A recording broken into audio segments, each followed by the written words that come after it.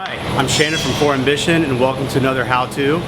Today we're going to explain the difference between 1-pass and 2 with white ink and how to get a bright white print using the flash, and then also how to do kind of a more vintage print with white ink. First we're going to do like the 1-pass. It always works good on heathered shirts because I feel like with heathered shirts it already has that kind of vintage look to it. So the other thing is we also use high mesh screens that I guess is a 155. So really we always, with white ink, unless it's like real solid printing or design, we would use a 110, but if it's fairly detailed, we use a 155 to give more detail and a sharper print. First off, spray. Some people pull, I like to push. I think you get a sharper print. So I'm gonna flood it real quick and then just one even push. You notice I'm not using my arms, I actually use my weight. And this next one, you just wanna clear out that stencil.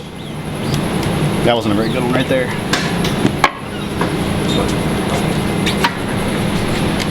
You wanna give just one good pass and clear out that stencil. And if you look at that stencil underneath, there's no ink clogged inside that stencil.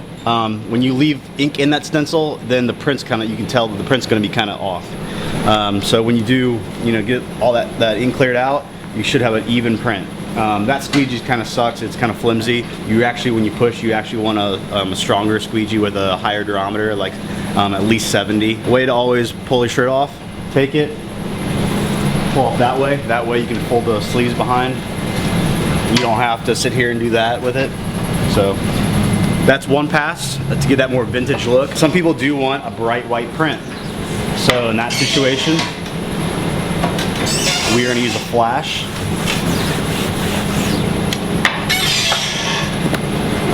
I'm going to do the same thing, push. And you don't need a lot of pressure. I mean, see how that's completely cleared out? Bring it over here. We're just one shirt, otherwise we'd do 4 at a time. But flash is on. And it's a little high right now, so I'm going to leave it on there for about 7-8 seconds. And right now what this is doing is partially curing the shirt. So basically it's almost laying a base. So once you have the flash, it should give it a second to cool, but it should be dry to the touch, and it is. You also don't want to over flash because when you heat, it makes the shirt shrink, and then your print's going to be off. You're going to have a double shadow print.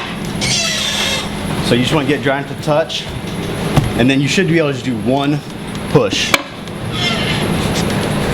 And then that is completely bright white. I always say 2, like 1 good pass in the beginning, and the second one to clear out that stencil, flash, and then after the flash you just need 1 push. The more you do, the thicker it's going to be. You want to get the brightest print you can with as little print strokes as possible. Pull the shirt up, lay on the dryer. But that's the difference between 1-pass and 2.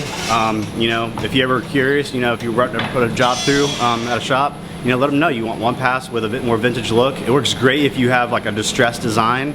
Tell them like you want it on a higher mesh screen. Let them know you know what you're talking about. Put it through like a 200 mesh screen. By the way, the mesh, sorry, probably should explain that. The mesh is the number of threads per inch. This is a 155, so that means there's 155 threads per inch, which gives you finer detail. That's the difference between 1-pass and 2. But I'm Shannon, thanks for tuning in. Check us on the web at 4ambition.com and check out other how-to tutorials. Thanks.